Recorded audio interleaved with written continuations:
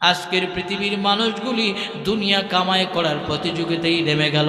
হাসরের ময়দানের ভয় নাই, কিয়ামতের মাঠে দাঁড়ানোর ভয় নাই, আল্লাহর জাহান্নামের ভয় তাদের দিলের ভিতরে নাই। কিয়ামতের ময়দানে সর্বপ্রথম দাঁড়ানোর পর রাহমাতাল লিল আলামিন বলেন, আল্লাহ পাক রব্বুল আলামিন জিজ্ঞেস করবেন, নামাজের হিসাব নেবেন। নবী আমার বলেন, আউয়ালু মা ইউহাসাবু বিহিল আবদু ইয়াউমাল কিয়ামাতিস সালাহ। কিয়ামতের ময়দানে সর্বপ্রথম দাঁড়ানোর পর আল্লাহ পাক রব্বুল আলামিন নামাজের কথা জিজ্ঞেস করবেন। কিন্তু আমাদের অবস্থা হলো নামাজের খবর নাই, নামাজের খবর নাই। মসজিদের মিনার থেকে মুয়াজ্জিন ডাকে আল্লাহু আকবার, আল্লাহু আকবার, আল্লাহ সবচেয়ে বড়। দুনিয়ার কাজ বড় নয়, সিঙ্গি চালক ভাই সিঙ্গি চালানো বড় নয়, অটো চালক ভাই অটো চালানো বড় নয়, ব্যবসায়ী ভাই ব্যবসা করা বড় নয়, আমার মালিকের কদমে সিজদা দেওয়াই বড়। মসজিদের মুয়াজ্জিন ডাকে হাইয়া আলাস সালাহ, নামাজের দিকে এসো, হাইয়া আলাল ফালাহ, কল্যাণের দিকে আগাও। কিন্তু আমি আপনি কল্যাণ তালাশ করি চাকরির ভিতরে, কল্যাণ তালাশ করি কৃষি জমির ভিতরে, কল্যাণ তালাশ করি আমার ব্যবসা বাণিজ্যের ভিতরে, কল্যাণ তালাশ করি আমি আমার পরিবারের আড্ডার ভিতরে, পরিবারের আড্ডার ভিতরে কল্যাণ নাই। সিঙ্গি অটো চালানোর ভিতরে কল্যাণ নাই। কল্যাণ যদি তালাশ করো নামাজের দিকে আসতে হবে। কিন্তু আমাদের অবস্থা হলো নামাজ নাই, নামাজ নাই, নামাজ নাই, দুনিয়ার সব কাজ করি কিন্তু নামাজ নাই। বুঝাই আমি ব্যস্ত ব্যস্ত ব্যস্ত ব্যস্ত, দুনিয়ার সব ব্যস্ততা একদিন শেষ হয়ে যাবে। যেদিন মালাকুল মউত আজরাইল আসবে আমার আপনার রূহটারে কবজা করে নিয়ে যাবে, দুনিয়ার সব ব্যস্ততা শেষ হয়ে যাবে। মসজিদের ইমাম হাতে ধরলে বলি, আমার হুজুর পেট না পাক, কাপড় না পাক, এই যে বাহানা কয়দিন দিবেন? একদিন বাহানা দিতে পারবেন না। আজরাইল যেদিন চলে আসবে সেদিন বাহানা চলবে না। আজরাইল ঠিক সময়ে এসে রূহ কবজা করে নিয়ে যাবে। অনেকে মনে করেন বলে আমি যুবক, আমি মরব না। না, ইদানিং কালে সবচেয়ে বেশি যুবকদের মৃত্যুর খবর পাওয়া যায়, যুবকদের মৃত্যুর খবর পাওয়া যায়। অনেকে মনে করেন বৃদ্ধা হলে মরব না, বৃদ্ধা হবেন যে এমন কোনো গ্যারান্টি আপনার আমার হাতে নাই। অতএব নামাজকে নিজের কাজ বানায় নিতে হবে, নামাজকে নিজের কাজ বানায় নিতে হবে। আল্লাহ পাক 24 ঘন্টা সময় দিয়েছে, 24 ঘন্টা থেকে কেবলমাত্র ইহতেমামে শহীদ দৈনন্দিন বা জামাআত নামাজ আদায় করতে 1 ঘন্টার সময়ের প্রয়োজন হয়। কিন্তু আমরা 1 ঘন্টার সময় মালিককে দিতে পারলাম না। ব্যস্ত ব্যস্ত ব্যস্ত ব্যস্ত ব্যস্ত, তাকবীরুল্লাহ আমার সামনে দিয়ে ছুটে যায় ব্যস্ত, এই যে নামাজ পড়বো ব্যস্ত। এরই নবীর উম্মতের দল, খেয়াল করে নাও, শত ব্যস্ততা হাজার ব্যস্ততা থাকার পর দামি দামি দামি দামি গুণের মালিক ছিল। ওই যে ভারত বাংলাদেশ পাকিস্তান মিলে যখন ভারত উপমহাদেশ তদানীন্তন সময়ে রাষ্ট্রপ্রধান হলো শামসুদ্দিন আলতামাশ রহমাতুল্লাহ আলাই, ওনার পীর হলো খাজা কুতুবুদ্দিন বখতিয়ার কাকি রহমাতুল্লাহ আলাই। বখতিয়ার কাকি রহমাতুল্লাহ আলাই দুনিয়া থেকে বিদায় হওয়ার আগে ওনার খাদেমকে বললেন, খাদেম আমি যেদিন মারা যাব, দুনিয়া থেকে বিদায় হয়ে যাব, আমার জানাজার নামাজ যেই মানুষটা পড়াবে সাবধান, তার মধ্যে দামি দামি 4টা গুণ লাগবে। 1 নম্বর গুণ লাগবে যার জিন্দিগিতে কোনোদিন তাকবীরুল্লাহ ছুটে নাই। 2 নম্বর গুণ লাগবে যার জিন্দিগিতে কোনোদিন তাহাজ্জুদের নামাজ কায়দা হয়নি। 3 নম্বর গুণ লাগবে আসরের আগের 4 রাকাত সুন্নতকে কোনোদিন ছাড়ে নাই। 4 নম্বর গুণ লাগবে, শোনো, বালেগ হওয়ার পরে পরনার দিকে কোনোদিন তাকাই নাই। 4টা দামি গুণ যদি পাও তাকে আমার জানাজার নামাজের ইমাম বানাইবা। 4 গুণওয়ালা মানুষ যদি না পাও তাহলে তাকে আমাকে বিনে জানাজায় কবরস্থ করবা। এর নবীর উম্মতের দল, যুবক মুরব্বী পর্দার অন্তরাম্মা জানেরা, 1 নম্বর গুণের কথা বলেন তাকবীরুল্লাহ ছুটে নাই যার জিন্দিগিতে, তাকবীরুল্লাহ ছুটে নাই। খেয়াল করেন আমি মুসলমান, আমার জিন্দিগির কত তাকবীরুল্লাহ ছুটতেছে, কত তাকবীরুল্লাহ ছুটতেছে, কিন্তু তাকবীরুল্লাহর পাগল ছিলেন আমাদের আকাবির আসলাফ বুজুর্গ উলামায়ে কেরাম, দারুল উলুম দেওবন্দ মাদ্রাসার মুহাদ্দিস আল্লামা ইয়াকুব নানুতুবি রহমাতুল্লাহ আলাই। তাকবীরুল্লাহর এত পাগল ছিল, একদিন আসরের সালাত পড়ে সফর করতেছে করতেছে করতেছে, এমন সময় মাগরিবের আজান হয়ে গেল। আল্লাহ পাক রব্বুল আলামিন ইসরাফিলকে আদেশ দেওয়ার পর ইসরাফিল আলাইহিস সালাতু ওয়াস সালাম সিংহের মধ্যে ফুৎকার দেবেন। সিংহে ফুৎকার দেওয়ার পর তামাম পৃথিবী লণ্ডভণ্ড হয়ে যাবে। আমি থাকবো না, আপনি থাকবেন না, কীট পতঙ্গ, নদী নালা, খাল বিল কোনো কিছুই থাকবে না। কোনো কিছুই থাকবে না, কোনো কিছুর অস্তিত্ব থাকবে না, সব কিছু ধ্বংস হয়ে যাবে, সব ধ্বংস হয়ে যাবে, সব ধ্বংস হয়ে যাবে, কিন্তু মানুষগুলি থাকবে না। আল্লাহ পাক রব্বুল আলামিন বলে, মুফাসসির ইকরাম বলেন যে ইসরাফিলের প্রথম সিংহাই ফুৎকার দেওয়ার পর সব লণ্ডভণ্ড হয়ে যাবে। মানুষগুলির অবস্থা কেমন হবে? মানুষগুলির ইসরাফিলের সিংহার আওয়াজ শোনার পর গর্ভের অপরিপক্ক বাচ্চাগুলি ডেলিভারি হয়ে যাবে, মার সামনে দিয়া মেয়ে যাবে, মেয়ের সামনে দিয়া মা যাবে, কেউ কারো দিকে তাকাবে না, কেউ কারো দিকে তাকাবে না। আল্লাহ তাআলা পরের আয়াতে বলেন, ইয়াউমা ইয়াকুনুন নাসু কাল ফারাশিল মাবসুস। এই পৃথিবীর যে মানুষ আছে এদের অবস্থা কেমন হবে? বলে বিক্ষিপ্ত পতঙ্গের মতন তারা নিক্ষিপ্ত হবে। বিক্ষিপ্ত পতঙ্গ কাকে বলা হয়? আমাদের বাচ্চারা রাত্রের বেলা ব্যাডমিন্টন খেলার জন্য কোর্ট বানায়, কোর্টের দুই পাশে তারা লাইটিংয়ের ব্যবস্থা করে, লাইটের মধ্যে দেখবেন ছোট ছোট পোকাগুলি একটা আরেকটার উপরে আইসা পড়ে, একটা আরেকটার উপরে আইসা পড়ে পড়ে এরা দুনিয়া থেকে বিদায় হয়ে যায়। ঠিক ইসরাফিল আলাইহিস সালাতু ওয়াস সালাম সিংহাই ফুৎকার দেওয়ার পর পৃথিবীর মানুষদের অবস্থা হবে একজন আরেকজনের উপরে গিয়ে বিক্ষিপ্তভাবে নিক্ষিপ্ত হবে, বিক্ষিপ্তভাবে নিক্ষিপ্ত হয়ে তারা জ্ঞান হারা হয়ে যাবে। জোরে বলুন আল্লাহু আকবার। কেউ থাকবে সেদিন বাজারে, কেউ থাকবে বন্ধুর আড্ডাখানায়, কেউ থাকবে তাসের আড্ডাখানায়, কেউ থাকবে বিবি বাচ্চা নিয়ে আনন্দে আত্মহারায়। এমন সময় ইসরাফিল আলাইহিস সালাতু ওয়াস সালাম সিংহার মধ্যে ফুৎকার দিবেন, সব কিছু লণ্ডভণ্ড হয়ে যাবে, মানুষ থাকবে না, মানুষগুলি অজ্ঞান হয়ে যাবে, কেউ কারো দিকে তাকাবে না। এরপরের আয়াতে আল্লাহ তাআলা বলেন, ওয়া তাকুনুল জিবালু কাল-ইহনিল মানফুস। এই যে আল্লাহ তাআলা এই পৃথিবীকে সুন্দর করে পর্বতমালাগুলি দিয়ে সাজাইছে। পাহাড়, বাংলাদেশের সবচেয়ে উঁচু পাহাড় হলো ময়মনসিংহের গারো পাহাড়, এরপরে খাগড়াছড়ির তাজিংনং পর্বত। এত সুন্দর পাহাড় পর্বতগুলি দিয়ে আল্লাহ তাআলা জমিন সাজাইছে। এইগুলির অবস্থা কেমন হবে সেদিন? বলে পাহাড়গুলি ধ্বনিত তুলার মতো উড়বে, ধ্বনিত তুলার মতো উড়বে। ধ্বনিত তুলা কাকে বলা হয়? যেমন করে লেপ তোষক যারা তৈরি করে তুলাটাকে রোদ্রে দিয়ে চিকন টাইপের বেত হাতে নিয়ে আঘাত করে, আঘাত করার পর এই তুলাগুলি উড়ে উড়ে কিছু তুলা শূন্যে উড়াউড়ি করে, এটার মধ্যে যদি আরো বাতাস দিই তো আরো উড়ে। সেদিন পর্বতমালাগুলির অবস্থা হবে ইসরাফিলের সিংহাই ফুৎকার দেওয়ার পর ধ্বনিত তুলার মতো পর্বতমালাগুলি উড়বে। জোরে বলুন আল্লাহু আকবার। আসমানের অবস্থা কেমন হবে? যে আসমানটা কাগজের যেরকম করে সুন্দর করে একটা বিমান বানা হয় কাগজ দিয়া, এই আকাশের অবস্থা সেম ওই রকম হবে, শূন্যে ঘোড়া বিমানের মতো, কাগজের বিমান আছে বিমানের মতো আকাশটা সেদিন এই উড়বে, উঠতে থাকবে, উঠতে থাকবে, পৃথিবীর কোনো অস্তিত্বই থাকবে না।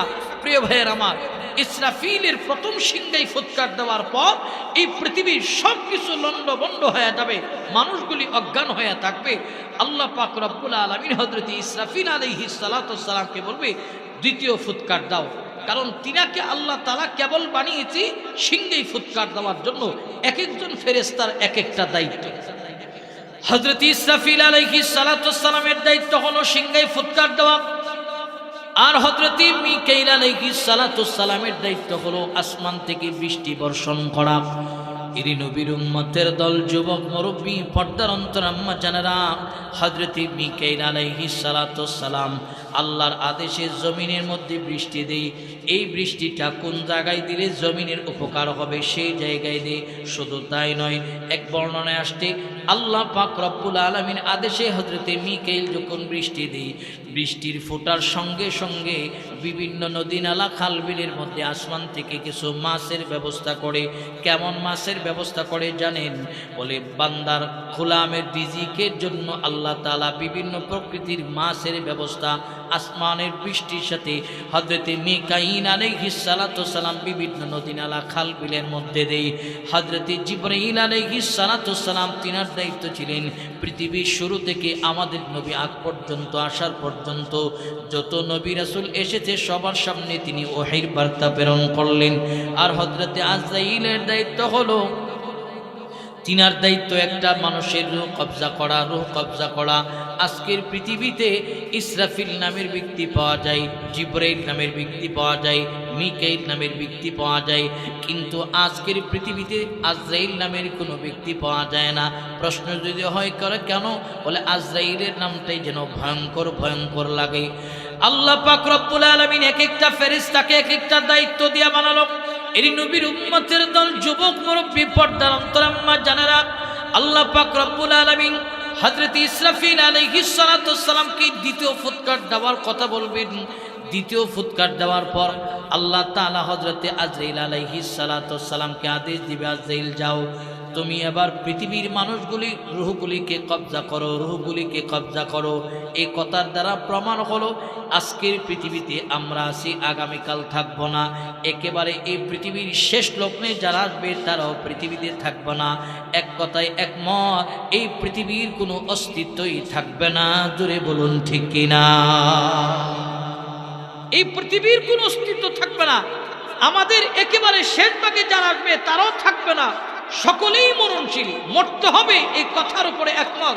কিন্তু আমাদের অবস্থা হলো মৃত্যুর কথা আমাদের স্মরণ নাই। আমরা দুনিয়ার সেটেলমেন্টের চিন্তা ভাবনা নিয়ে আমরা ঘুরতেছি, দুনিয়ার সেটেলমেন্টের চিন্তা ভাবনা নিয়ে ঘুরতেছি। আখিরাতের সেটেলমেন্টের কথা আমাদের দিমাগের ভিতরে নেই। আমরা যে মরে যাব, চলে যাব, এই কথার উপরে ইতমিনানে কলব এখনো আমাদের হয় নাই।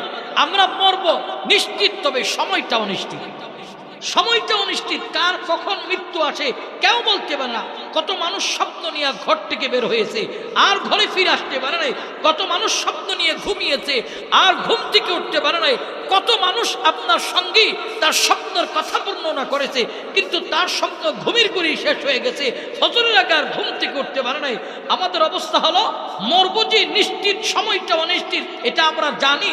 জানার পরও দুনিয়ার সেটেলমেন্টের পিছনে আমরা দৌড়াইতেছি, দৌড়াই আমরা আমাদের আখিরাতের সেটেলমেন্টের কথা বলে গেলাম।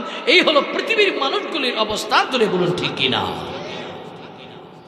দুনিয়া নিয়ে ব্যস্ত হয়ে গেলাম। এই দুনিয়া মরিচিকা, ধোঁকা, আমাদেরকে চলে যেতে হবে। সকলেই এই বিষয়টার উপরে একমত, চলে যেতে হবে। তো যাবেন যে আখিরাতের সেটেলমেন্টের অবস্থা কি করলেন? দুনিয়ার তো সবকিছুই করলেন। দুনিয়া কি? একটা বাড়ি, একজন নারী, গাড়ি, এরপরে থালাবাটি, একটা আলমারি, এটাই তো দুনিয়া। এটা সাজানোর জন্য আমার 60 বছরই জিন্দিগি, হায়াতি জিন্দিগি শেষ। মানুষের গড়ে আয়ু বয়স হলো এখন 60 বছর। একজন মানুষ লেখাপড়া করে 20 বছর, 20 বছর পরে চাকরি খুঁজতে যায় আরো 5 বছর, গেল 25 বছর পর চাকরি হয়, চাকরি পাওয়ার পর 5 বছর চাকরি করে গেল 30 বছর পর অনেক সময় পরিবারের পক্ষ থেকে একটা বিয়ে করায় দেওয়া হয়। বিয়ে করানোর পর বিবি বাচ্চা, বিবিকে নিয়ে 5 বছর আনন্দ ফুর্তিতে কাটায়। এরপরে বাচ্চা কাচ্চা হয়, বাচ্চা কাচ্চার সেটেলমেন্টের চিন্তা, লেখাপড়ার চিন্তায় আরও পেরিয়ে যায় 5 বছর, মুঠ চলে গেল 40 বছর। সামনে আছে আমাদের 20 বছর।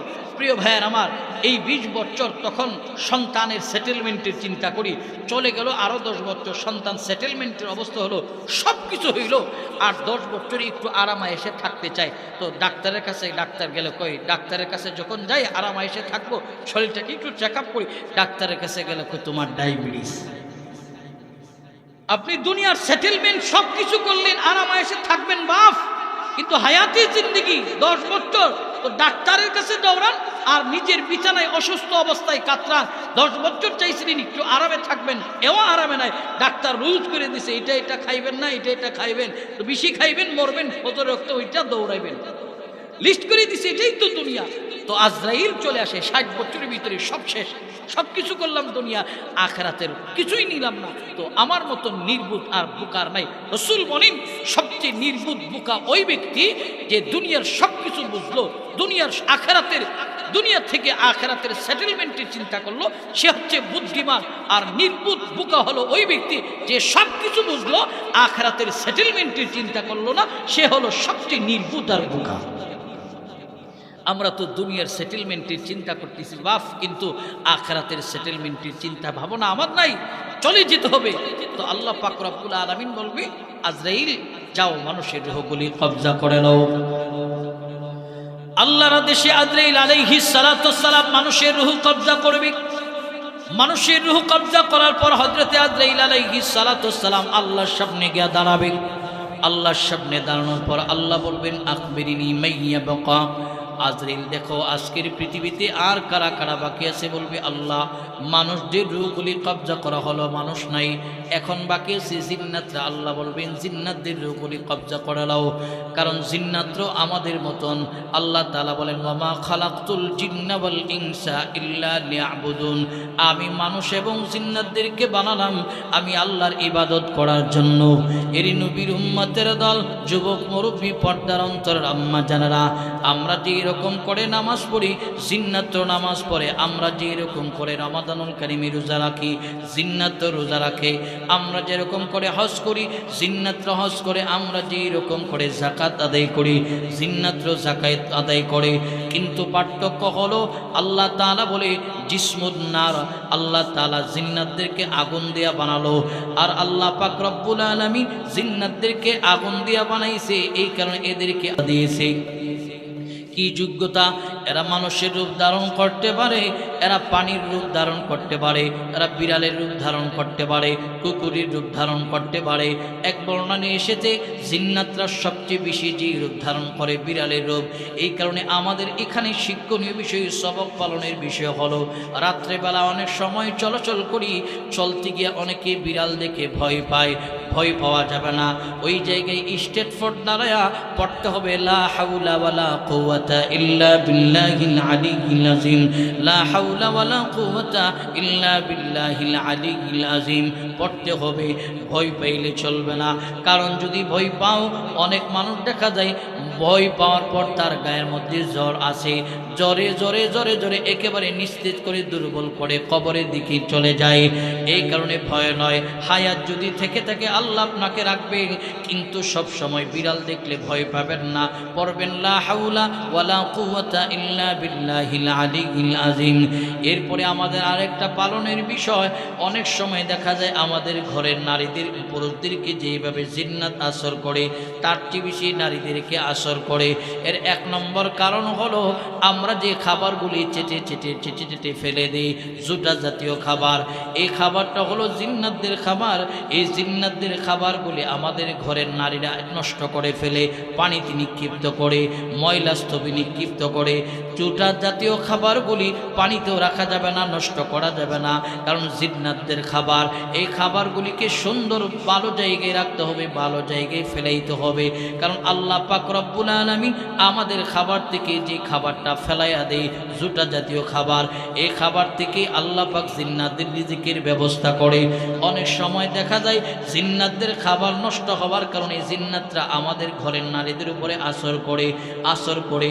আরেকটা আমল করব, অনেক সময় আমরা রাস্তা দিয়ে চলাচল করি, রাস্তা দিয়া চলাচল করতে গিয়া আমাদের ইস্তেঞ্জার জরুরত হয়, নির্দিষ্ট জায়গায় আমরা ইস্তেঞ্জা করব। আমরা অনেক সময় গাছের ছায়া ইস্তেঞ্জা করি, গাছের ছায়া ইস্তেঞ্জা করা যাবে না, কারণ জিন্নাতরা এখানে চলাচল করতে পারে, আরাম করতে পারে, গাছের উপরে বসতে পারে, চলাচলের রাস্তা। কিন্তু আমরা দেখা যায় গাছের ছায়ার নিচে, রাত্রেবেলা গাছের নিচে আমরা ইস্তেঞ্জা সেরে ফেলি, করা যাবে না। এই কারণ যদি আমরা করতে পারি জিন্নাতদের আসর থেকে বাঁচা যাবে। আল্লাহ পাক রব্বুল আলামিন জিন্নাতদের যেমন বানালেন, মানুষ বানালেন ইবাদতের জন্য। আল্লাহ পাক রব্বুল আলামিন বলবে আজরাইল জিন্নাতদের রূহগুলি কবজা করো, জিন্নাতদের রূহ কবজা করা হবে। জিন্নাতদের রূহ কবজা করার পর আল্লাহর সামনে আজরাইল আলাইহিস সালাতু সালাম দাঁড়াবে। আজরাইল আল্লাহর সামনে দাঁড়ানোর পর আল্লাহ বলবেন আখবিরিনি মাইয়া বাকা। এর আজরাইল আজকের পৃথিবীতে আর কারা কারা বাকি আছে দেখো। এর নবীর উম্মতের দল, যুবক মুরব্বী, পর্দার অন্তর আম্মা জানারা।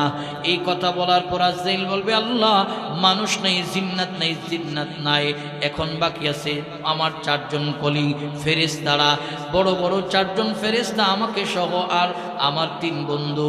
আল্লাহ বলবেন যাও মিকাইলের রূহ কবজা করো, ইসরাফিলের রূহ কবজা করো। আজরাইলকে আল্লাহ তাআলা আদেশ দিবে রূহুল আমিন হযরত জিবরীল আলাইহিস সালাতু ওয়াস সালামের রূহ কবজা করো। 3 জনের রূহ কবজা করবে। 3 বন্ধুর রূহ কবজা করার পর আল্লাহ পাক রব্বুল আলামিনের সামনে আজরাইল এসে দাঁড়াবে। আজরাইল আল্লাহর সামনে দাঁড়ানোর পর আল্লাহ তাআলা বলবেন আজরাইল দেখো আখবিরিনি মাইয়াবকা, আজকের পৃথিবীতে আর কারা কারা বাকি আছে দেখো। আজরাইল বলবে আল্লাহ মানুষ নাই, জিন্নাত নাই, ফেরেশতাদের মধ্যে 3 জন আমার বড় বড় ফেরেশতা, 3 জন আমার বন্ধু ছিল, তারাও নাই।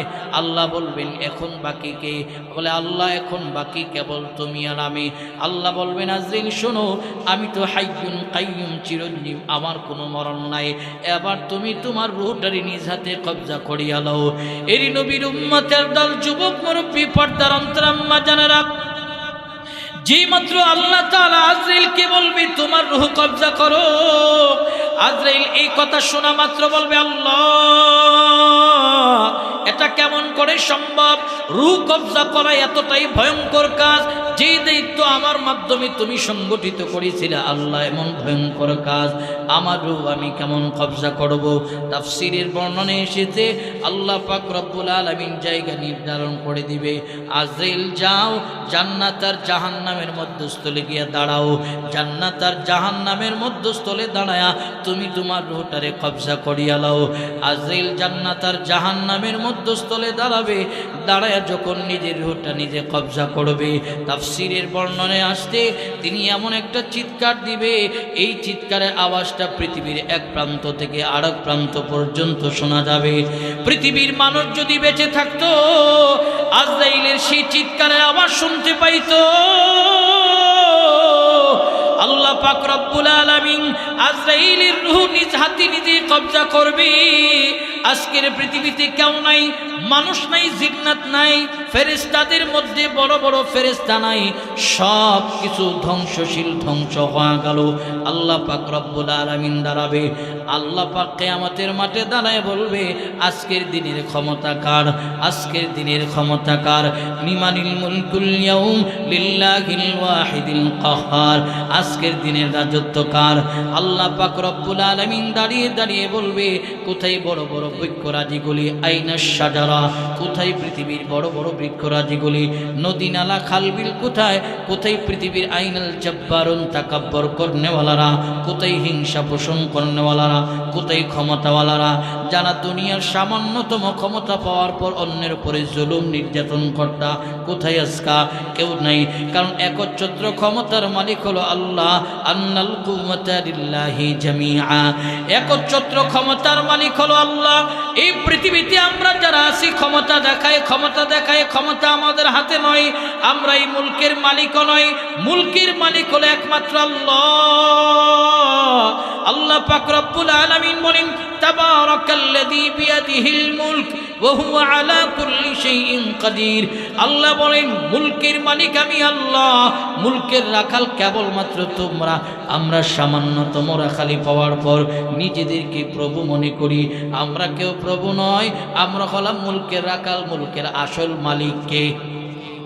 জোরে বলেন মালিককে।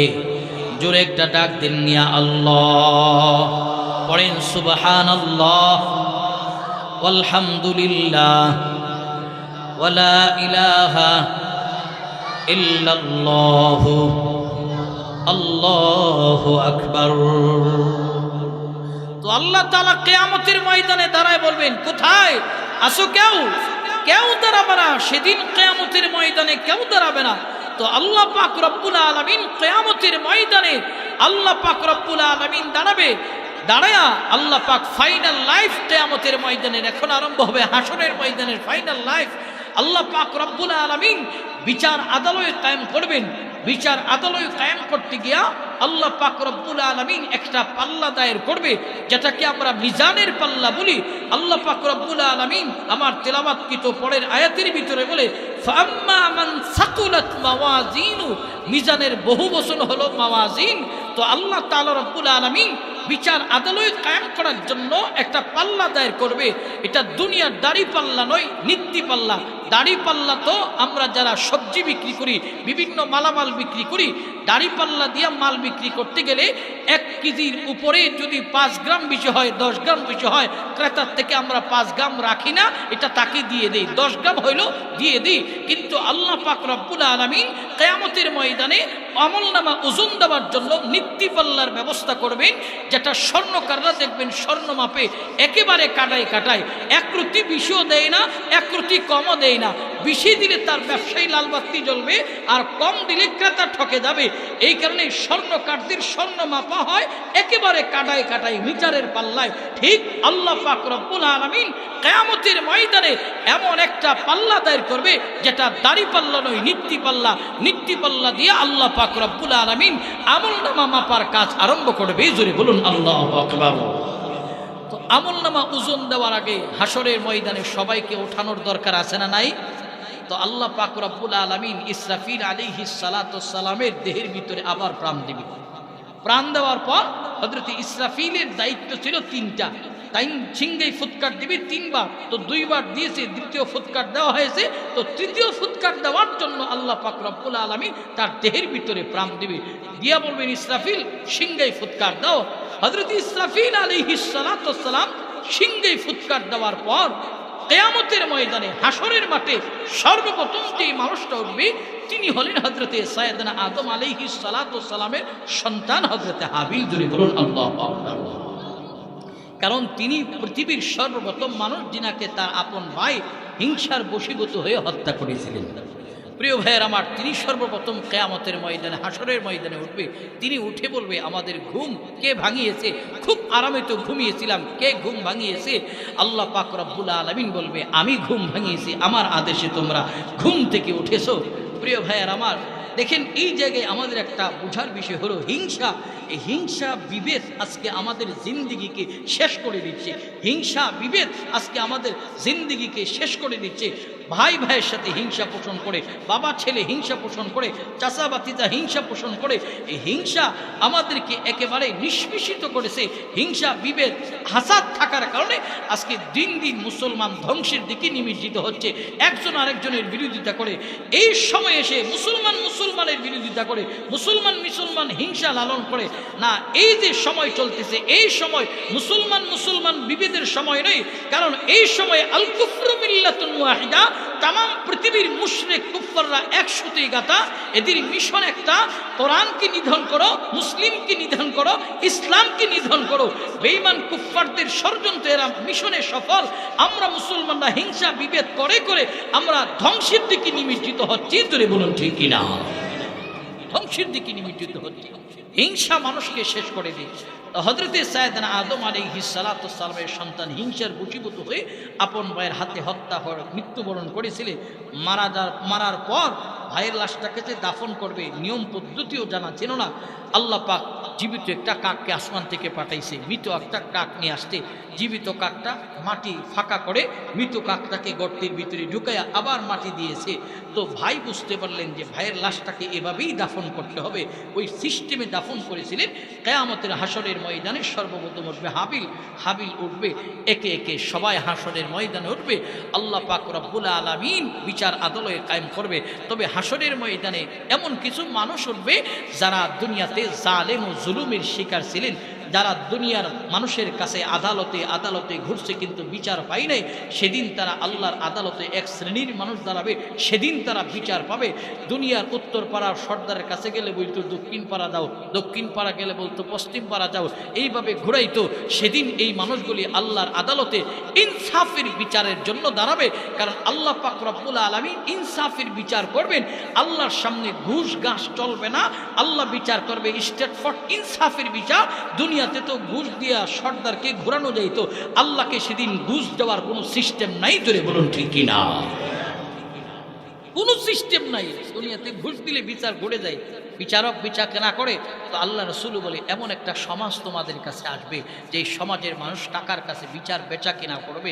এমন একটা সমাজ যখন চলে আসবে তোমরা মারা যাও, এমন সমাজ চলে আসার আগে আগে তোমরা মারা যাও। এই নয় যে রসুল বলেছে আগুনে ঝাঁপ দিয়ে মারা যাও, নদীতে ঝাঁপ দিয়ে মারা যাও, দড়ি টানিয়ে মারা যাও। রসুল দৃষ্টান্ত দিতে গিয়ে বুঝালেন এমন একটা সমাজ তোমাদের সামনে আসবে। রসুল যে সমাজের কথা বলেছিলেন বর্তমানে এই সমাজটাই চলমান। আজকে যার পকেটে টাকা আছে তার পক্ষে বিচার বিভাগ কথা কয়, সর্দার কথা কয়। যার পকেটে টাকা নাই এর পক্ষে বিচারও নাই, এর পক্ষে সত্য কথা কেউ বলতে চায় না। এই হলো বর্তমানের সমাজের অবস্থা। ধরে বলুন ঠিক কিনা? দুনিয়াতে যারা নয় রে ছয় বানান বিচার বেচা কিনা করেন, আল্লাহর আদালতের জবাব দিতে হবে। কারণ আল্লাহ রসুল বলেন কুল্লুকুম রাঈন ওয়া কুল্লুকুম মাসউলুন আন রাইয়াতিহি, সকল মানুষ দায়িত্বশীল, তার দায়িত্বের হিসাব আল্লাহর আদালতে দেওয়া লাগবে। সময় দায়িত্ব জিম্মাদারি হিসাব আল্লাহর আদালতে দেওয়া লাগবে। আল্লাহ তাআলা বিচার আদালত কায়েম করবে। বিচার আদালত কায়েম করার পর আল্লাহ পাক রব্বুল আলামিন আমল নামা মাপামাপি আরম্ভ করবে। আল্লাহ পাক রব্বুল আলামিন আমল নামা যে মাপবে, কোনো আমল বান্দার নেক আমল বাদ দিবে না। আল্লাহ তাআলা সূরা জিলজালে বলে ফামাই ইয়ামাল মিসকালা যাররাতিন খাইরাই ইয়ারা, খাইরাই ইয়ারা। আল্লাহ তাআলা কিয়ামতের ময়দানে মানুষের আমল নামাগুলি জাররা জাররা জাররা জাররা করে হিসাব করবে। জাররা কাকে বলা হয়? আমাদের ঘরে যখন সূর্য ওঠে বেন্টিনানের সিঁদুর দিয়ে সূর্যের একটা লাইট, চিকন লাইট আমাদের ঘরে আসে। চিকন লাইটের দিকে তাকালে দেখা যাবে এটার মধ্যে কিছু বালুকণা ওড়াউড়ি করতেছে। এই একটা বালুকে 70টা টুকরা করলে এটাকে বলা হয় জাররা। একটা বালুকে 70 টুকরো করলে এটাকে বলা হয় জাররা। দেখবেন এমন চিকন চিকন কিছু বালু কণা, ওই যে লাইট আসে আমাদের ঘরের ভিতরে সূর্যের আলো, তার মধ্যে উড়াউড়ি করে, এটাকেই বলা হয় জাররা। কিয়ামতের ময়দানে আল্লাহ পাক রব্বুল আলামিন আমল নামাগুলি জাররা জাররা করে হিসাব করবে। জাররা কাকে বলা হয়? আপনি একজনকে কথার দ্বারা সহযোগিতা করেছেন, সেটা হবে জাররা। কাজের দ্বারা সহযোগিতা করলেন, সেটাও হবে জাররা। কথার দ্বারা সহযোগিতা করলেন, সেটাও হবে জাররা। কাউকে রাস্তা দেখিয়েছেন, এটাও হবে জাররা।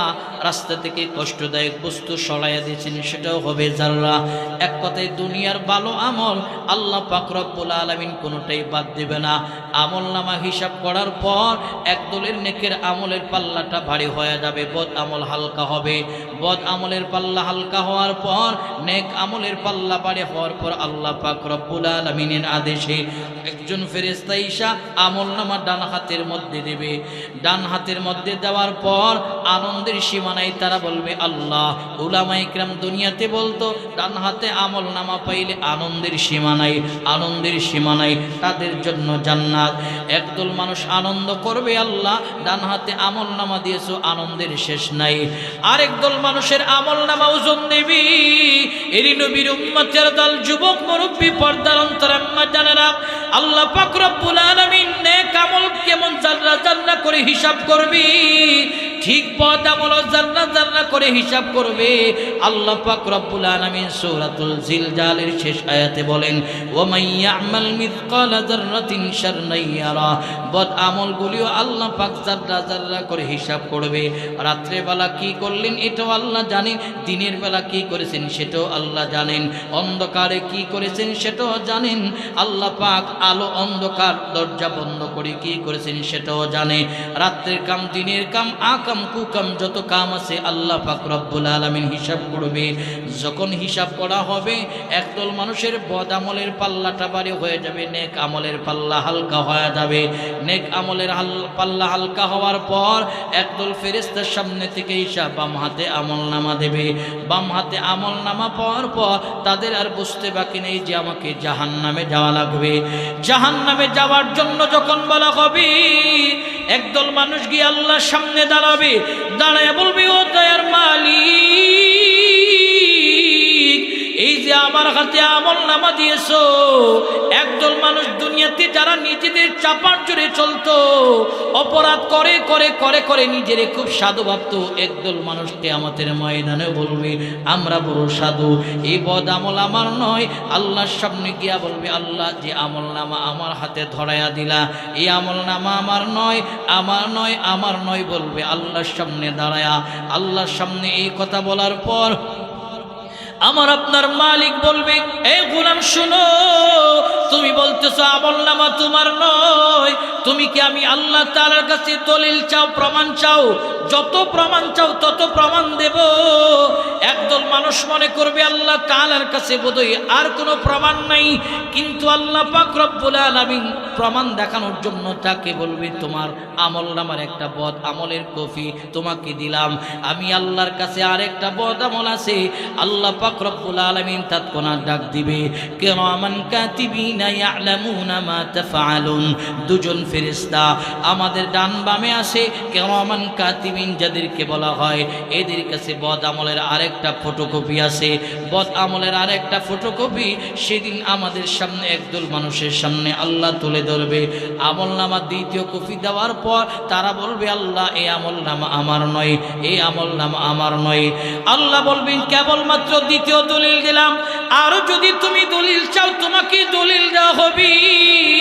এরি নবীর উম্মতের দল, মুহাম্মদপুর এলাকার যুবক মুরব্বী পর্দার অন্তরাম্মা জানেরা, সেদিন আল্লাহ বলবেন আরো দলিল চাও দেব।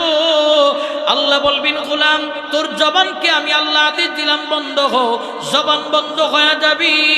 জবান বন্ধ হওয়ার পর আল্লাহ বলবে উপরের দিকে তাকাও, উপরের দিকে তাকানোর পর আল্লাহ বলবেন গোলাম এই যে তোমার গলার নিচে ছোট্ট একটা হাড্ডির ব্যবস্থা করেছিলাম, এটা হাড্ডি নয়, এটা আমি আল্লাহর দেওয়া একটা মেমোরি কার্ড। এই মেমোরি কার্ড থেকে আরেকটা বদ আমলের কপি বের করা হবে, কারণ দুনিয়াতে অনেক মেমোরি কার্ড আছে যেটার মধ্যে অনেক তথ্য রাখা সম্ভব, পেনড্রাইভে তথ্য রাখা সম্ভব। এরি নবীর উম্মতের দল, আল্লাহ পাক রব্বুল আলামিন আমার আপনার একটা মেমোরি কার্ডের ব্যবস্থা করলেন। এই মেমোরি কার্ডের ভিতরে সব তথ্য আল্লাহ রেকর্ডিং করে রেখেছে। আল্লাহর গভর্নমেন্টে সব কিছু জমা হয়, আল্লাহ পাক কুদরতি সিস্টেম এটাকে জমা রাখে। যেমন করে আমরা মুঠোফোনে কথা কই, আমারই কথাটা একটা অফিস হয়ে আরেকজনের কাছে ট্রান্সফার হয়।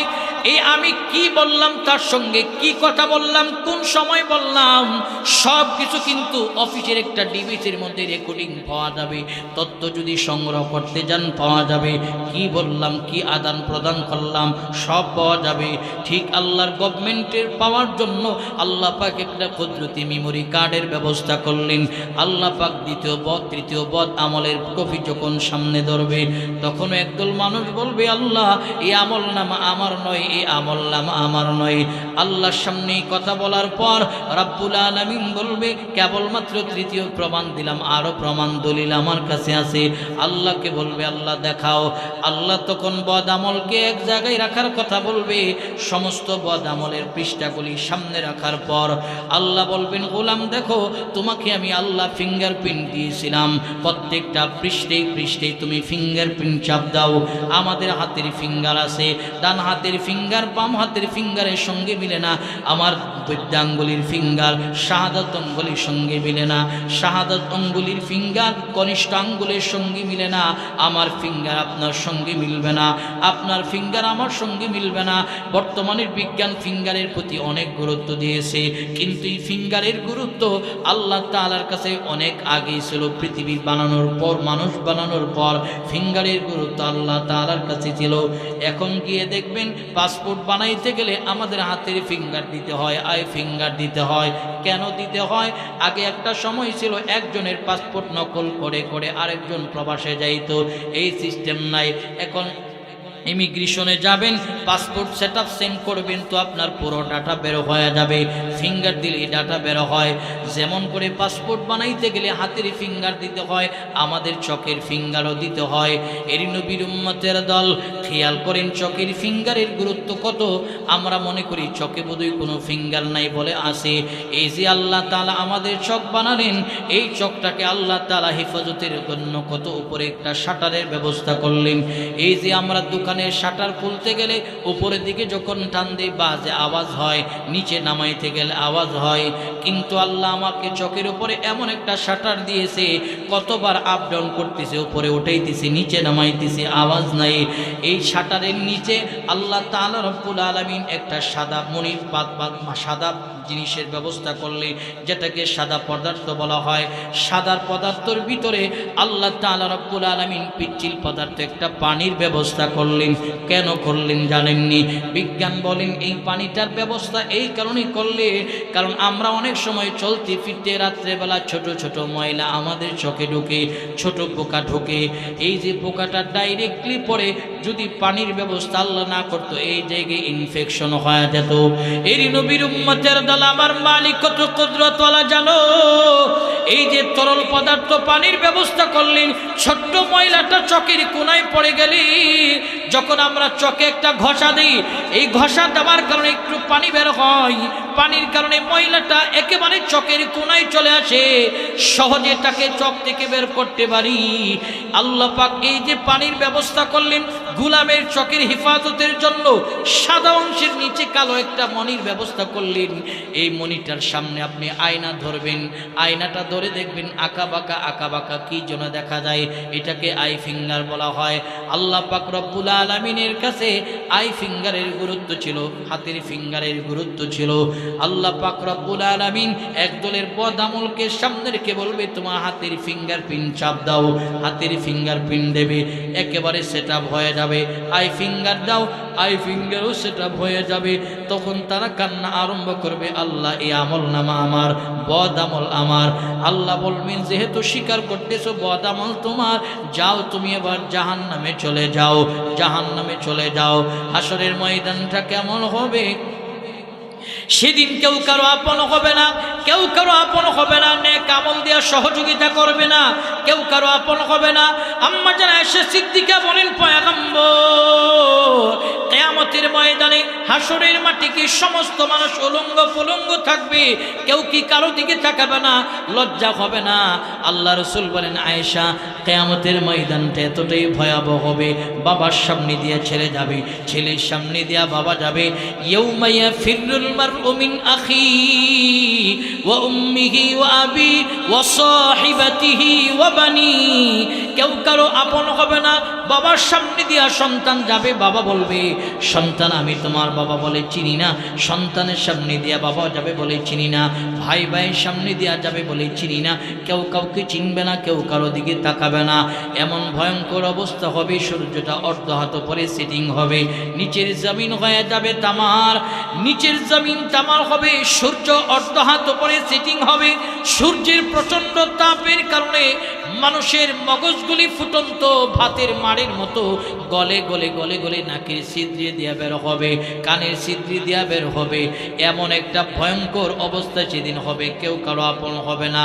এরই নবীর উম্মতের দল, সেদিন যদি আমল নামা ডান হাতে পেতে চাও, তাহলে দুনিয়া থেকে আমলের গাটুরি বেঁধে বেঁধে নিয়ে যেতে হবে। এই দুনিয়াটা আল্লাহ তাআলা আমাদেরকে পাঠালেন রাহমাতাল লিল আলামিন। আমার বলেন আদ-দুনিয়া ও মাজরাতুল আখিরাহ, দুনিয়া হলো আখিরাতের ফসলি জমি, এখান থেকে কামাই করো। কি কামাই করবা? বলে নেক আমল কামাই করে যাও, কিন্তু আমাদের অবস্থা হলো বদ আমল কামাই করে করে করে করে কবরের দিকে রওনা হলাম। এরই নবীর উম্মতের দল, যুবক মুরব্বী পর্দার অন্তরাম্মা জানেরা, এই দুনিয়া হলো নেক আমল কামাই করার জায়গা, দুনিয়া কামাই করার জায়গা নয়। পাকিস্তানের জাস্টিস আল্লামা তকি উসমানী হাফিজাহুল্লাহ, ওনার আব্বাজি মুফতি শফি রহমাতুল্লাহ আলাইহি বলে, দুনিয়া দুনিয়া নিয়ে ব্যস্ত হয় না, দুনিয়া হলো ছায়ার মতো। যেমন করে আমরা ঘর থেকে বের হয় চন্দ্রিমা রজনীতে, বের হওয়ার পর আমার আপনার দেহের ছায়াটা আমার আপনার সামনের দিকে হাঁটে, আবার যখন আমরা সামনের দিকে হাঁটা বাদ দিয়া পিছনে চলে আসি, পিছনে আসা মাত্র আমার আপনার দেহের ছায়াটা পিছনে চলে যায়। ঠিক শফি রহমাতুল্লাহ আলাইহি বলে, দুনিয়ার মানুষ দুনিয়ার পিছনে না দৌড়ায় আখিরাতের পিছনে দৌড়াও, আল্লাহর পিছনে দৌড়াও। পুরা দুনিয়াকে আল্লাহ তাআলা তোমার পিছনে দৌড়ায়া দেবে। জালালউদ্দিন রুমি রাহমাতুল্লাহ আলাইহি বলে, শোনো, দুনিয়ার মানুষ, এই দুনিয়া হলো কিস্তির মতো।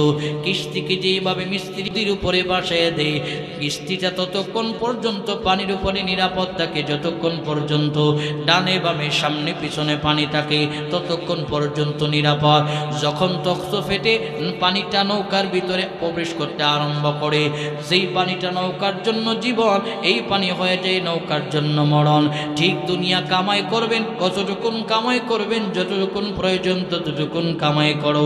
এর চেয়ে বেশি কামাই করতে গেলে 9কে 6 বানাতে হবে, 6রে 9 বানাতে হবে, মানুষকে ধোঁকা দিতে হবে।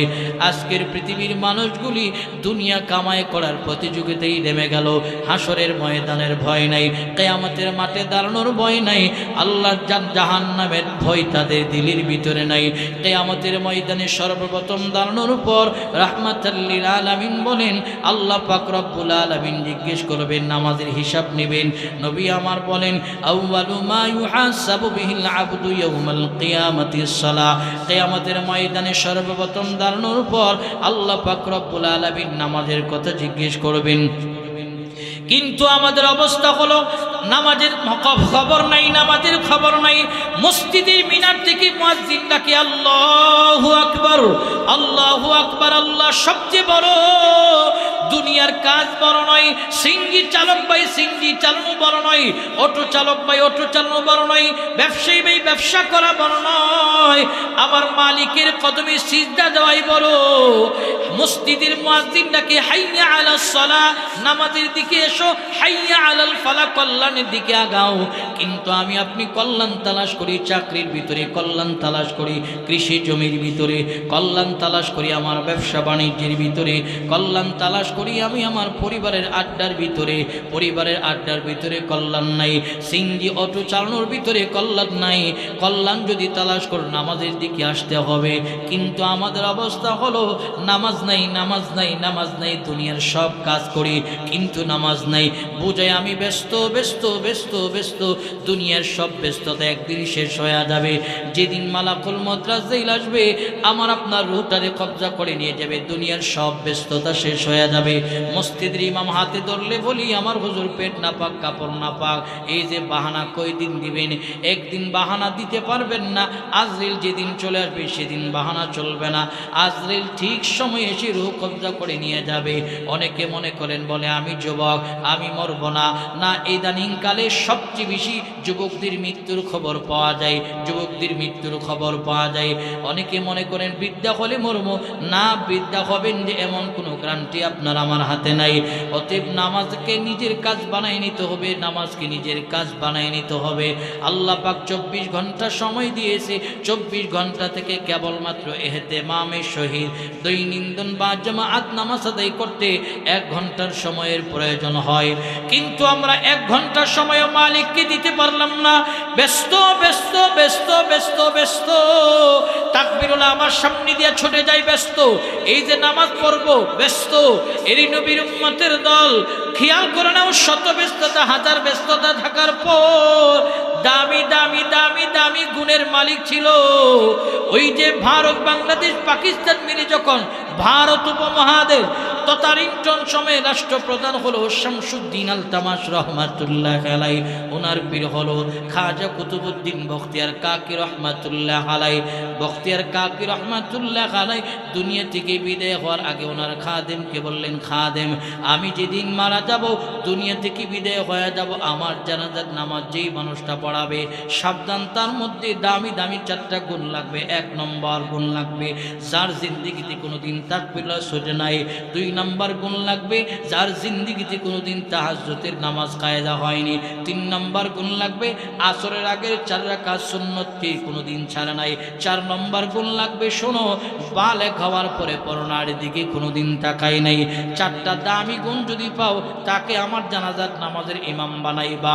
4 গুণওয়ালা মানুষ যদি না পাও তাহলে তাকে আমাকে বিনে জানাজায় কবরস্থ করবা।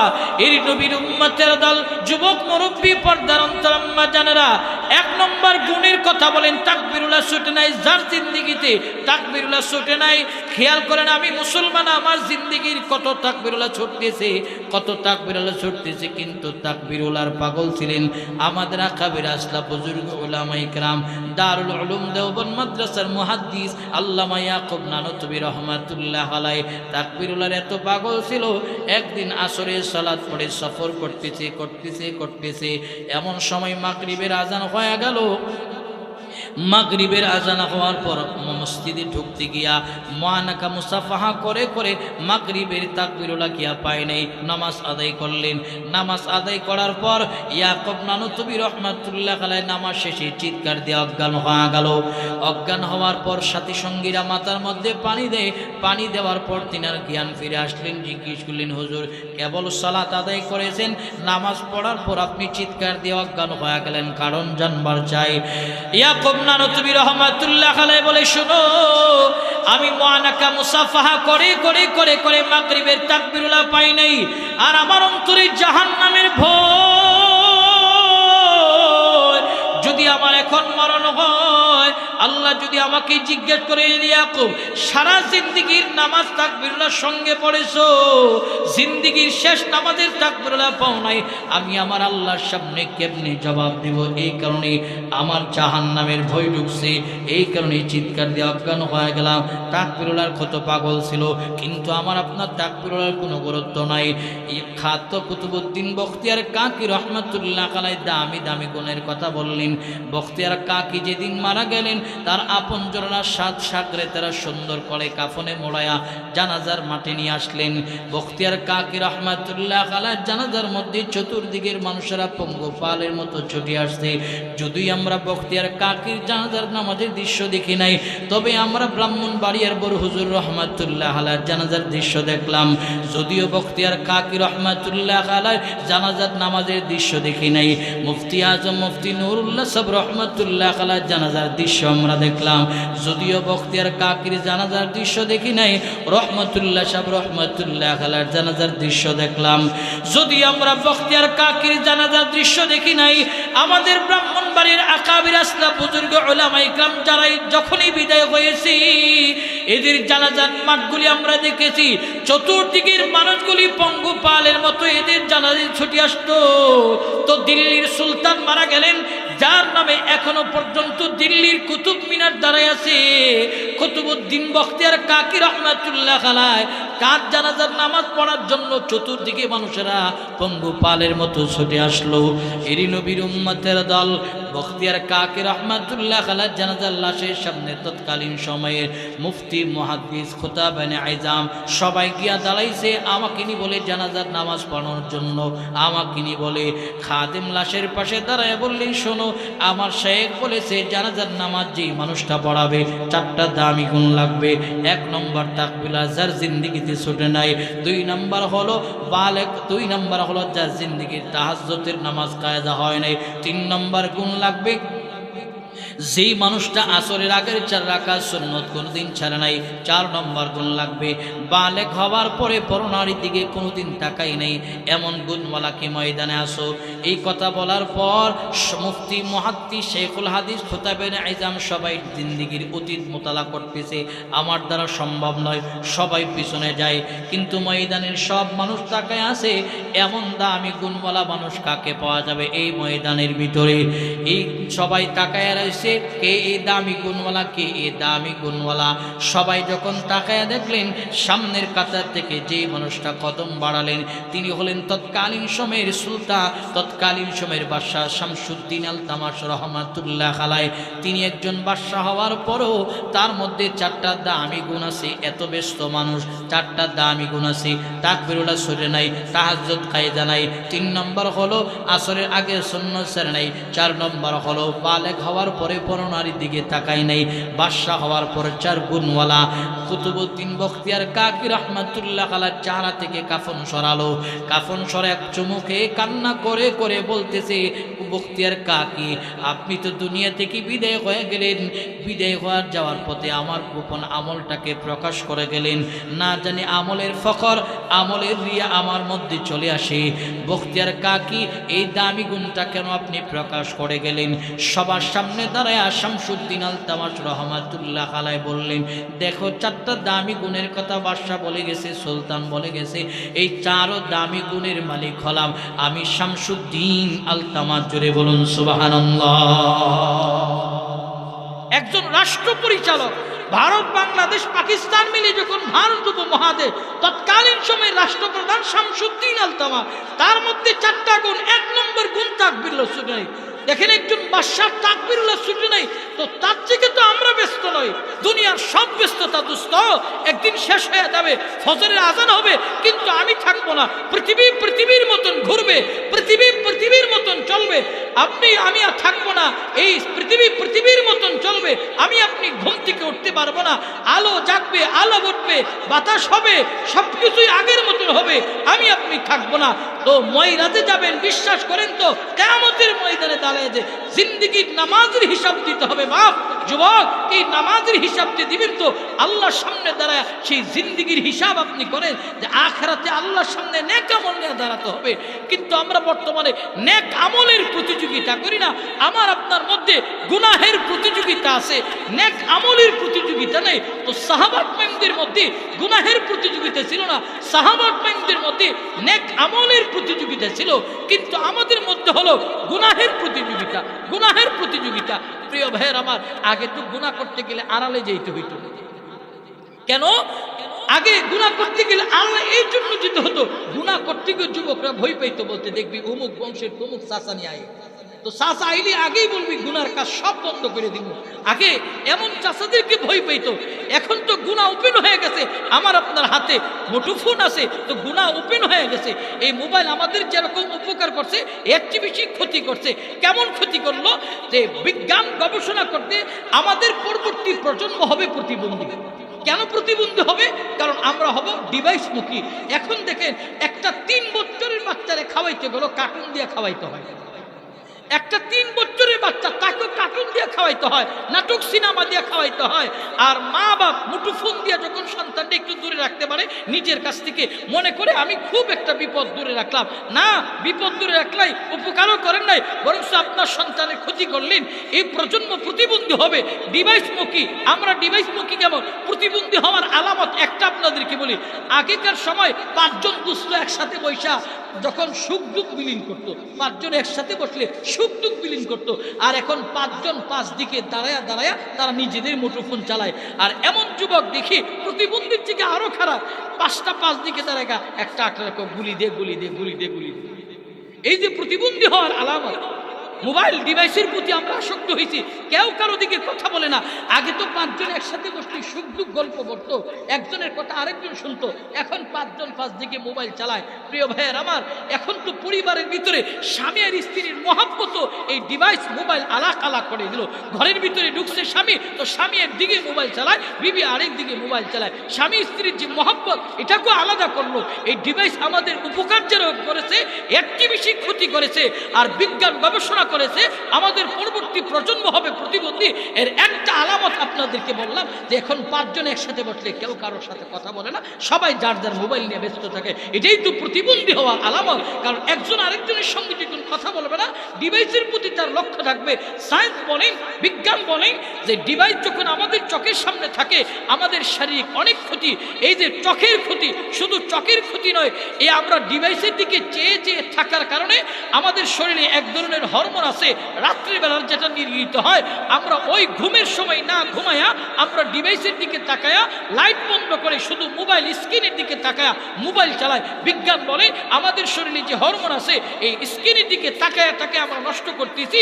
এই নষ্ট করার কারণে অতিমাত্রায় এই মোবাইল ডিভাইসের প্রতি আসক্ত হওয়ার কারণে আমাদের নৌজান বয়স্ক কিন্তু দেখা যায় শারীরিকভাবে অনেক দিকে অসুস্থ। কেন? ওই যে আমরা ডিভাইসের প্রতি আসক্ত। এই কারণে মোবাইল তো জরুরতের বিষয়, চালাবেন, তবে মাত্রাতিরিক্ত সীমার বাইরে নয়। আপনি সীমার ভিতরে রেখে আপনি ডিভাইস যখন প্রয়োজন তখন চালান, যখন প্রয়োজন তখন দেখেন, কিন্তু প্রয়োজন নাই দেখেন, প্রয়োজন আছে তখনও দেখেন। হায়াতের জিন্দিগি কিন্তু এইভাবেই শেষ হইতেছে। মনে রাখবেন, এই জিন্দিগি আল্লাহর দেওয়া, এই জিন্দিগি আল্লাহর দেওয়া। এই জীবন দিয়েছে কে? জোরে বলেন, দিয়েছে কে? আল্লাহ। প্রিয় ভাইয়ের আমার, এই জীবন আল্লাহ দিয়েছে, আল্লাহর দেওয়া নিয়ামত, এটা আল্লাহর দেওয়া আমানত। এই আল্লাহর দেওয়া আমানতের সঠিক ব্যবহার করতে হবে। কিন্তু আমরা আমানতের সঠিক ব্যবহার আজকে করতেছি না, খেয়ানত করতেছি। আর যারা খেয়ানত করে, আল্লাহ রাসূল বলেন লা ঈমানা লিমান লা আমানাতা লাহু, যার মধ্যে আমানতদারি নেই তার ঈমান নেই। দেখেন, আল্লাহর দেওয়া অর্থ সম্পদ যেরকম আল্লাহ তাআলা দিয়েছে, এটা যেমন আল্লাহর দেওয়া নিয়ামত আমাদের কাছে, প্রিয় ভাইয়ের আমার, আমরা মনে করি কেউ কারোর কাছে কোনো জিনিস গচ্ছিত রাখছে, এটাকে আমানত বলা হয়। কিন্তু আল্লাহ পাক রব্বুল আলামিন আমাদের কাছে আমাদের জীবনটারে আমানত দিছে, আমানত দিচ্ছে, এটা সঠিক কাজে ব্যবহার করতে হবে। কিন্তু আমরা খেয়ানত করতেছি। দেখেন, হাতের খেয়ানত, চোখের খেয়ানত, জবানের খেয়ানত, আমাদের অঙ্গ প্রত্যঙ্গের খেয়ানত আমরা করতেছি। এই যে অঙ্গ প্রত্যঙ্গের যে আমরা খেয়ানত করতেছি, আল্লাহর সামনে জবাব দিতে হবে। কারণ এই জীবন আমার নয়। কেন আমার নয়? আল্লাহ তাআলা রব্বুল আলামিন বলে এই জীবন আমার দেওয়া। এ কারণেই তো আত্মহত্যা মহাপাপ। আর না হলে আমার জিন্দিগি আমি শেষ করে দিয়েছি, এটা আমার মহাপাপ হবে কেন? এটা আমার নয়, এটা আল্লাহর দেওয়া। এই কারণেই তো আত্মহত্যা মহাপাপ। আপনি যদি কাউকে লিখিত আকারে দিয়ে দেন যে আমারে তুই গুলি করবি, গুলি কইরা মাইরা ফেলবি, তো এটাও আত্মহত্যার শামিল। কারণ এটা আপনার দেওয়া আমানত নয়, আপনি কাউকে দলিল করে দিতে পারবেন না। আমাদের দেশে কিছু নির্বুধ বোকা আছে, সে তার দেহটাকে লেবের মধ্যে দান করে দেওয়া যায়। আমি এই দেহটাকে লেবের মধ্যে দান করে গেলাম, আমার পরবর্তী প্রজন্ম আমার দেহ নিয়ে গবেষণা করবে, আর তারা চিকিৎসা বিজ্ঞান এটা থেকে শিখবে, জানবে, পড়বে, এটা মানুষের মধ্যে কাজে লাগাইবে। আপনি আপনার দেহ হইলেন আপনি দান করতে, দেহ আল্লাহর দেওয়া। কোনো বিজ্ঞান এই আপনার দেহ নিয়ে গবেষণা করবে, আপনি তাকে দান করবেন, এমন রাইট পৃথিবীর কাউকে আল্লাহ তাআলা দেয় না। কারণ এই দেহের মালিক একমাত্র আল্লাহ। জোরে বলুন ঠিক কিনা? আল্লাহর দেওয়া জিন্দিগি বাপ যুবক কাজে লাগাইতে হবে। আল্লাহ রসুল বলেন 5টা জিনিস তোমাদের কাছে চলে আসার আগে আগে তাকে 5 জিনিসকে তোমরা গনিমত মনে করো। 1 নম্বর, রসুল বলেন ইগতানিম খামসান কাবলা খামসিন শাবাবাকা কাবলা হারামিক। আল্লাহ রসুল বলেন 1 নম্বর, নৌজান ভাগ্যকে তোমার কাছে চলে আসার আগে আগে নৌজানির কদর করো, নৌজানির কদর করো। 2 নম্বর, ওয়াসিহাতাকা কাবলা সুকুমিক, অসুস্থতা চলে আসার আগে আগে সুস্থতার কদর করো। 3 নম্বর, ওয়াগিনাকা কাবলা ফাকিরিক, সম্পদওয়ালা টাকাওয়ালা সম্পদ থাকা অবস্থায় কদরদানি করো। 4 নম্বর, ওয়াফারাগাকা কাবলা শুগুলিক, অবসর সময়ের কদর করো, কর্মব্যস্ততা আসার আগে আগে। 5 নম্বর হলো ওয়াহায়াতাকা কাবলা মাউতিক, হায়াত ফুরিয়ে যাওয়ার আগে, মৃত্যু তোমার দরজায় আসার আগে হায়াতের মূল্যায়ন কদর করো। দেখেন, নৌজান তার নৌজানির পাওয়ার বেশি।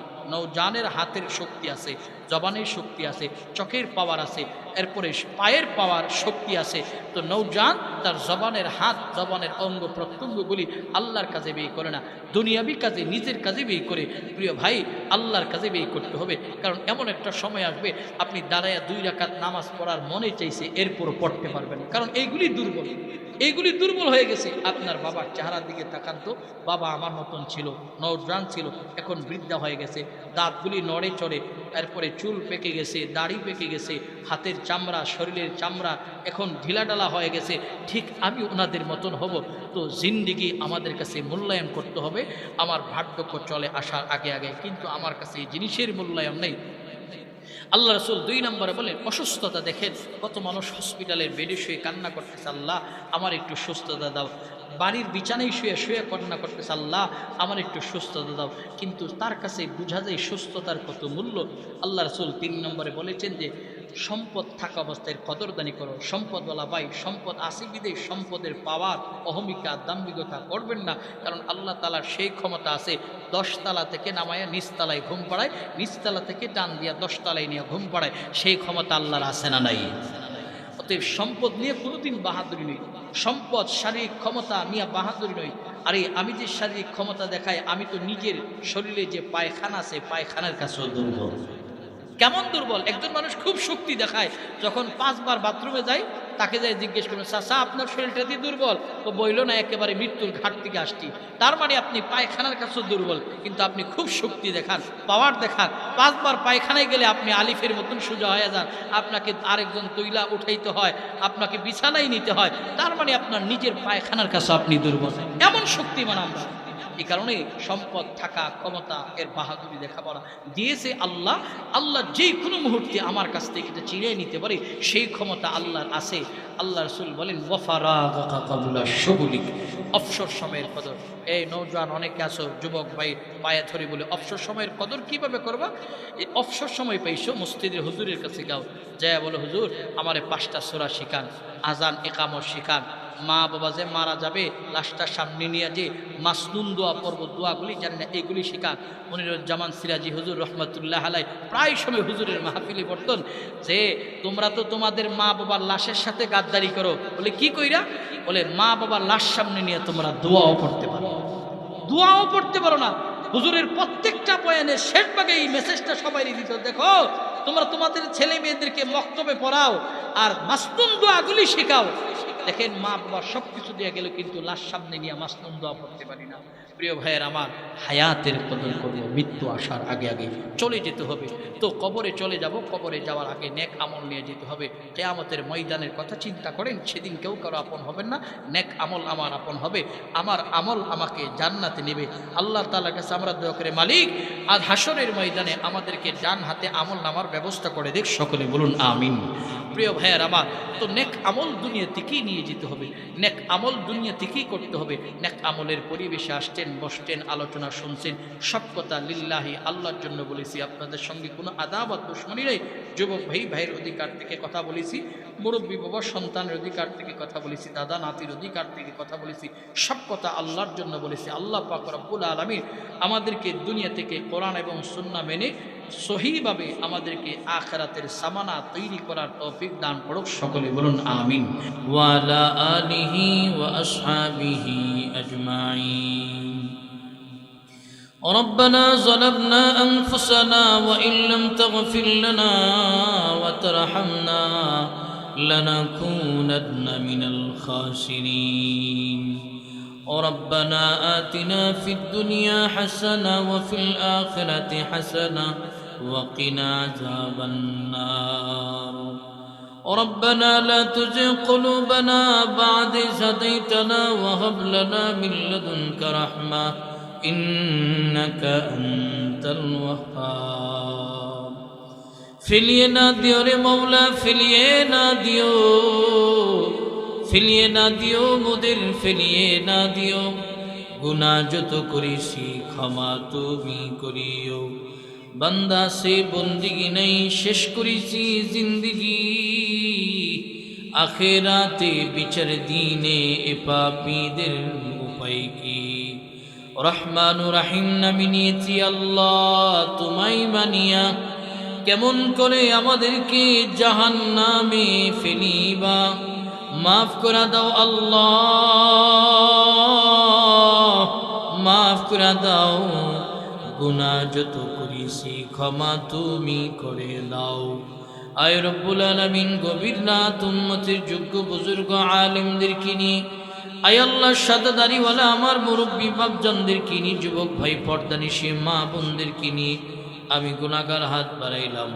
আজকের যার হাত পছন্দ হয়, কবুল হয়, তার হাতের উসিলা করে আমাদের জিন্দেগির সব গুনাহগুলিকে মাফ করিয়া দাও রব্বুল আলামিন। জীবনে যত গুনাহ করেছি, জানা অজানা, ইচ্ছা অনিচ্ছা, শিরকি বিদআতি, সব গুনাহ করে পরে শর্মিন্দা লজ্জিত আল্লাহ, ঘরে ফিরার আগে আগে বেগুনাহ মাসুম বানায়া তুমি ঘরে ফিরাইয়া দাও রব্বুল আলামিন। আমাদের এই মজমান আয় আল্লাহ, অসুস্থ রোগীদেরকে শিফা দিয়া দাও, অভাবীদের অভাব দূর করে দাও, পেরেশান মলার পেরেশানি দূর করে দাও, চাকরিজীবীর চাকরিতে তুমি বারাকা বাড়াইয়া দাও, ব্যবসায়ীর ব্যবসার মধ্যে উন্নতি আর বারাকা বাড়াইয়া দাও। আয় আল্লাহ, এই এলাকার আসমানি গজব আসমানি উঠায়া নাও, জমিনি গজব মাটির নিচে দাফন করে দাও। আয় রব্বুল আলামিন, এই এলাকার প্রত্যেকটা ঘর থেকে আয় আল্লাহ অন্ধকার দূর করে ইসলামের আলো, দ্বীনের আলো তুমি প্রবেশ করায়া দাও। এই এলাকার প্রত্যেকটা যুবককে খালিদ বিন ওয়ালিদের যোগ্য উত্তরসূরি হিসাবে কবুল করিয়া লাও। আয় রব্বুল আলামিন, মুরব্বী বাবাদেরকে হযরতে আবু বকরের মতন আবেদ হিসাবে কবুল করিয়া লাও। ছোট ছোট মাসুম বাচ্চাদের ঈমান আমল আপনার কাছে আমানত আল্লাহ। ছোট ছোট মাসুম বাচ্চাদের ঈমান আমলের হেফাজতে জিম্মাদার তুমি হয়ে যাও। আয় আল্লাহ, পর্দানিশী যে মা বোনেরা হাত বাড়াইছে, আয় আল্লাহ পর্দানিশী মা বোনদেরকে আম্মাজান খাদিজাতুল কুবরার মতো বানায়া দাও, আমেনার মতো বানায়া দাও। আয়েশার মতো বানায়া দাও, আবেদা সালেহা জাকিদা মুমিনা হিসেবে কবুল করে নাও। আয় রব্বুল আলামিন, মসজিদে যারা দান ও খৈরাত করেছে এদের দানগুলি তুমি কবুল আর মঞ্জুর ফরমাও। আয় রব্বুল আলামিন, আয় আল্লাহ, এই মোহাম্মদপুর এই গ্রামের যত প্রবাসী আছে, প্রবাস থেকে এই মসজিদের জন্য দান ও খৈরাত করেছে, এদের প্রবাস জীবন সুখময় শান্তিময় করে দাও। আর কিসিমের বালা মুসিবত থেকে এই গ্রামের প্রবাসী সহ বাংলাদেশের প্রবাসী ভাইদেরকে তুমি হেফাজত করো। রব্বুল আলামিন, আমি গুনাহগার, আয় আল্লাহ, গভীর রাত এখানে যারা হাত বাড়াইছে, কে জানি ইতিমের মতো দুইটা হাত বাড়াইছে। আয় রব্বুল আলামিন, তোমার কুদরতি নজর দিয়ে তাকাও, কে জানি বাবা হারা, কে জানি মা হারা, কে জানি কাফন পরা বাবারে দেখছে, কাফন পরা মারে দেখছে, কে জানি নিজের বাবারে নিজ হাতে কাফনে মোড়াইছে, খাটুলা খাটি নিয়ে কবরে নিয়ে নামছে। আয় আল্লাহ, শীতের রজনী, আয় রব্বুল আলামিন, আমাদের গায়ে যখন ঠান্ডা লাগে কম্বল মুড়ি দিয়ে ঘুমাই। আয় আল্লাহ, এই ঠান্ডার রজনীতে কবরের পাশে মারে যে জিগাইতে পারি না, বাবারে যে জিগাইতে পারি না, বাপ ঠান্ডা লাগে কিনা, কবরে কোন হালতে আসো। আয় আল্লাহ, আমাদের এই মঠময়, আমাদের যাদের বাবা নাই, আমাদের আব্বা আম্মার কবরটারে জান্নাতের বাগান বানায়া দাও। আমাদের গুনাহের কারণে, আমাদের পাপের কারণে আমাদের মৃত মা বাবার কবরে আযাব দিও না। আয় মালিক, আমাদের হাতের দিকে তাকালে হাত বড় না পাক, সারা অঙ্গে গুনাহ। আয় আল্লাহ, আমাদের গুনাহের কারণে আমাদের মা বাবার জাহান্নামে জ্বালায় না আল্লাহ। রব্বুল আলামিন, আমাদের যাদের মা বাবা বেঁচে আছে, মা বাবার খেদমত করার তৌফিক আমাদের দাও, মা বাবাকে নেক হায়াত দাও। আয় রব্বুল আলামিন, আমাদের যাদের সন্তান নাই নেককার আওলাদ দাও। আয় আল্লাহ, যাদেরকে সন্তান দিয়েছো, সন্তানের কারণে রাস্তাঘাটে হাটে বাজারে জিল্লতির বেইজ্জতির জিন্দেগি দিও না। রব্বুল আলামিন, আমরা এখানে যারা হাত বাড়াইছি, জীবনে একবার হলে তোমার ঘর বাইতুল্লাহ জিয়ারা করার তৌফিক দাও। তোমার বন্ধুর রওজা আথানের সামনে দাঁড়ায় দিল থেকে সালাম দেওয়ার জন্য কবুল করিয়া নাও। আমাদের অনেকের স্বাদ আছে, সাধ্য নাই, স্বপ্নের যোগ হলো আমাদের দয়াল নবীজির দিদার একবার তুমি নসিব করাইয়া দাও। রব্বুল আলামিন, বাংলাদেশকে শান্তির দেশ বানাইয়া দাও। বিশেষ করে বহির্বিশ্বের চক্রান্ত ষড়যন্ত্র থেকে লাল সবুজের এই 56,000 বর্গ মাইলের পতাকাকে তুমি হেফাজত করো আল্লাহ। আয় রব্বুল আলামিন, এই মোহাম্মদপুরের এই মসজিদের যত হাজার জরুরত আছে গায়েব থেকে পোড়া করে দাও। আয় আল্লাহ, মসজিদের মুসল্লিদেরকে কবুল করিয়া নাও। যারা জায়গা সম্পত্তি দিয়ে মসজিদ স্থাপনা করে গিয়েছে, যারা দুনিয়াতে নাই, আল্লাহদের কবরটারে জান্নাতের টুকরা বানাইয়া দাও। এখন যারা মসজিদের রক্ষণাবেক্ষণ করতেছে, এদের হায়াতে বারাকা বাড়াইয়া দাও। রব্বুল আলামিন, বিশেষ করে মসজিদের সম্মানিত ইমাম সাহেব, আয় আল্লাহ, আমার স্নেহের রমজান হোসেন রহমানির হায়াতে বারাকা বাড়াইয়া দাও। আয় আল্লাহ, ইস্তেকামতের সাহায্যের জন্য এই মসজিদের দায়িত্ব পালন করতে পারে সেই তৌফিক দাও। আয় আল্লাহ, আজকের মাহফিলে যিনি সভাপতি, আয় আল্লাহ, ওমর ফারুক সাহেব হুজুরের হায়াতে তুমি বারাকা বাড়াইয়া দাও, আমলে ইলমে বারাকা বাড়াইয়া দাও। আয় আল্লাহ, আমাদেরকে কোরআন এবং সুন্নাহ মোতাবেক জীবন পরিচালনা করার তৌফিক দাও। যা আলোচনা হয়েছে আমাদেরকে সহি কথাগুলোর উপর আমল করার তৌফিক দাও। রব্বানা তাকাব্বাল মিন্না ইন্নাকা আনতাস সামিউল আলিম ওয়া তুব আলাইনা ইন্নাকা আনতাত তাওয়াবুর রহিম। সুবহানা রাব্বিকা রাব্বিল ইজ্জাতি আম্মা ইয়াসিফুন ওয়া সালামুন আলাল মুরসালিন। আমিন আমিন বিরহমাতিকা ইয়া আরহামার রাহিম।